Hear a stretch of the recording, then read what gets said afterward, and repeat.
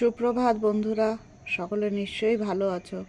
চলো আজ আরও একটা নতুন জিনিস জানি। অনেকেই হয়তো জানি না পার্ক স্ট্রিটের হিস্ট্রি। কলকাতার একটা খুব গুরুত্বপূর্ণ রাস্তা হচ্ছে পার্ক স্ট্রিট।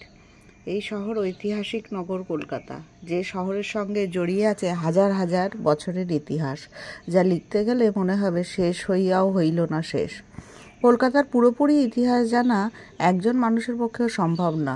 কলকাতা সম্পর্কে যে তথ্য বহুল প্রচলিত আছে তা হলো কলকাতা 300 বছরের পুরনো তথ্য। এই তথ্য সম্পূর্ণ ভুল, কারণ বাংলার অনেক প্রাচীন গ্রন্থেও কলকাতার উল্লেখ আছে। মনসামঙ্গল কাব্যে কলকাতার উল্লেখ পাওয়া যায়। তাছাড়া সাবর্ণ চৌধুরী পরিবার একসময় গোটা কলকাতা কিনে নিয়েছিল। এই পরিবারের 21তম পুরুষের জন্ম হয়েছিল 1538 সালে।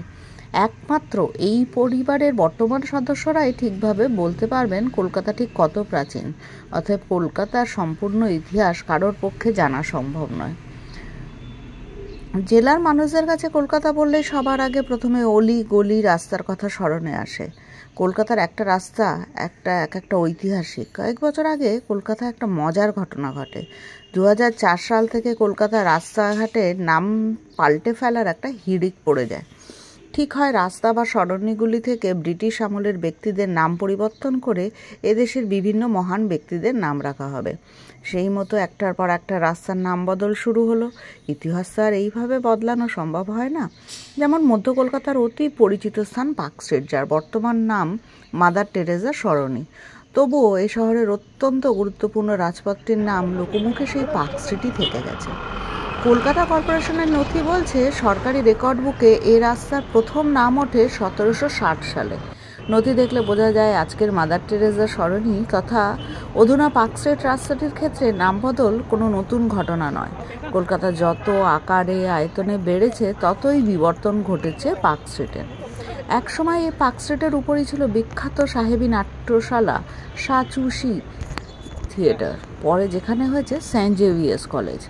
আর আছে এশিয়াটিক সোসাইটি, ইন্ডিয়ান মিউজিয়ামের সূচনাও এইখানেই হয়েছিল। আজকের এই পার্ক স্ট্রিটের নাম পার্ক স্ট্রিট হওয়ার পেছনে একটা ঐতিহাসিক প্রামাণ্য তথ্য রয়েছে। যে তথ্য জানতে হলে তোমাদের ফিরে যেতে হবে 1760 সালে দিকে। পার্ক স্ট্রিট এখন মিডলটন রোয়ে যে লোরেটো হাউস, আগে সেটা ছিল গভর্নর ভ্যান সিটুয়েটের পল্লী নিবাস। ঔপনিবেশিক ধাঁচে সেই বাড়ির লাগোয়া ছিল বিশাল বাগান। উইলিয়াম ফ্র্যাঙ্কল্যান্ড নামে এক সাহেবের এই বাগানের মালিক ছিলেন। যদিও এ বাড়ির বিলাসিতা মাত্র বছর চারেক ভোগ করতে পেরেছিলেন গভর্নর হেনরি। নবাব সিরাজদৌল্লা যখন কলকাতা আক্রমণ করেন তখন তিনি পরিবার ফেলেই স্যার হেনরি ভিনসিটার্টের বাড়ির জালনা পথে নৌকো করে পালিয়ে বাঁচেন। তারপরে সুপ্রিম কোর্টের প্রধান বিচারপতি স্যার ইলাইজা ইম্পে এই বাড়িতে 1774 সন থেকে 1782 সন পর্যন্ত বসবাস করেন। এই বাড়ির চতুর্দিকে প্রকাণ্ড এক পার্ক ছিল, তাতে নাকি হরিণ থাকতো। লোকে বলতো ডিয়ার পার্ক। বাগানের চারদিকে ছিল উঁচু পাঁচিল। বাগানটি বিস্তৃত ছিল পূর্বে ক্যামাক স্ট্রিট, পশ্চিমে রাসেল স্ট্রিট পর্যন্ত, আর দক্ষিণে বেরিং গ্রাউন্ড রোড পর্যন্ত।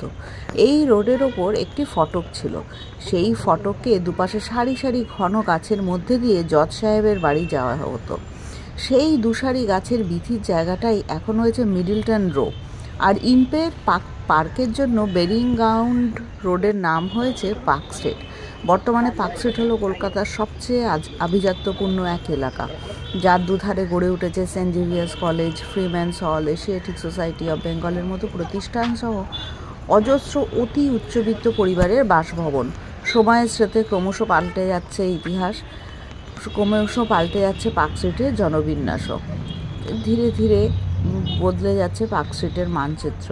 ভিন রাজ্যের বেনিয়া গোষ্ঠীদের চাপে বদলে যাচ্ছে পার্ক স্ট্রিটের নকশাও, যা বাঙালিদের কাছে অত্যন্ত বেদনাদায়ক। আজ এই পার্ক স্ট্রিটই তোমাদের ঘুরে দেখালাম। এই যে পার্ক স্ট্রিট সুন্দর করে সেজে উঠেছে ক্রিসমাসের টাইমে। এখানে সন্ধেবেলা করে বিভিন্ন স্টল বসে। অ্যালেন পার্ক তো তোমরা আগেই দেখলে। এই দেখো, এইসব দোকানগুলো কিন্তু বহু বছরের পুরনো, আর কি সুন্দর করে এই ক্রিসমাস টাইমে এইসব দোকানগুলো সেজে ওঠে। আমি যখন গেছিলাম তখন এটা দুপুরবেলা ছিল, সেই জন্য তখনও দোকানগুলো চালু হয়নি। ওই বিকেল 4টের পর থেকে দোকানগুলো চালু হয়। তাও তোমাদের এই খালি রাস্তায় দেখালাম। দেখো কিছু কিছু দোকান বসেছে। এখানে যা সন্ধেবেলা ভিড় হয় এই ক্রিসমাস টাইমে বাবারে বাবা, আমার তো মানে ওখানে ভিড় ঠেলে হাঁটার উপক্রম থাকে না।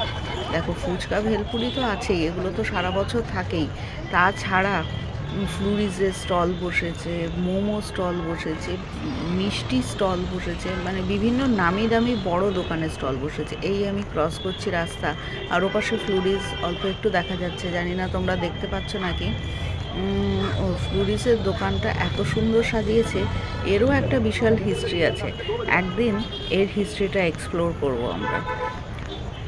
এই দেখো ফ্লুরিস দেখা যাচ্ছে রাস্তার ওপাশে, প্রচণ্ড ভিড় সারা। আর এই হচ্ছে আমাদের পার্ক হোটেলের নিচে, নতুন করে সাজিয়েছে, এরকম স্ক্রিন লাগিয়েছে, এরকম দেখো ডেকোরেশনটা কি অপূর্ব করেছে ওপরে। আর এখানে দুপাশে বিশাল বড় বড়, এই পার্ক হোটেলেই এখনও এখানে ট্রিঙ্কার্স রয়েছে, এখানে এখনও গান বাজনা হয়। তো পার্ক স্ট্রিট বদলায়নি পুরোটা, কিন্তু আমাদের কাছে সেই পার্ক স্ট্রিটে সেই মানে প্রত্যেক দিনই যেন একটু একটু করে নতুন নতুন চেঞ্জ হচ্ছে পার্ক স্ট্রিট। তো আমার আজকে এখানে ঘুরে, এই অ্যালেন পার্কে ঘুরে জায়গাটা খুবই সুন্দর লাগলো। দেখে মনে হচ্ছে ব্যস্ত শহরের কোলাহলের মধ্যেই একটা ছোট্ট জায়গা। দেখো কি সুন্দর করে সেজে উঠেছে অ্যালেন পার্কও। এখানে বিভিন্ন ধরনের অনুষ্ঠান হয়, এখানে ক্রিসমাস ট্রিও লাগিয়েছে, কি অপূর্ব। যাক, তোমাদের সকলের ক্রিসমাসটা ভালো কাটুক, সকলের বড়দিন ভালো কাটুক, সকলের নতুন বছর শুভ হোক, নতুন আনন্দে সেজে উঠুক। আর এই হচ্ছে আমাদের রাতের পার্ক স্ট্রিটের চেহারা, আলোয় আলোয় ছেয়ে উঠেছে। এখন এটাকে নাম দিয়েছে ক্রিসমাস ফেস্টিভ্যাল, আর সত্যি ফেস্টিভ্যালই বটে। বিভিন্ন মানে এখানে জাত ধর্মর কোনো ব্যাপার নেই, জাতি ধর্ম নির্বিশেষে সবাই অ্যাটলিস্ট একবার এখন বছরে পার্ক স্ট্রিটে এই সময় যায় এই আলোর মেলা দেখতে। আর যখন যাচ্ছিলাম মনে হচ্ছে না আকাশটা আলোর তারা দিয়ে ভরে রয়েছে, খুবই অপূর্ব লাগছিল। তোমরাও নিশ্চয়ই এই বছর একবার না একবার গেছো পার্ক স্ট্রিটে, কেমন লেগেছে তোমাদের পার্ক স্ট্রিট? আমার তো মানে মন ভরে যায় এই সন্ধ্যেবেলা যখন এই আলোর মানে তারায় সাজা রাস্তা দিয়ে। এরপর যখন বছর শেষ হয়ে যাবে, তখন আবার নতুন বছর শুরু হয়ে যাবে, তখন তো এগুলো খুলে নেবে। যাক, তোমরা ভালো থেকো, ভালো লাগলে লাইক সাবস্ক্রাইব করো।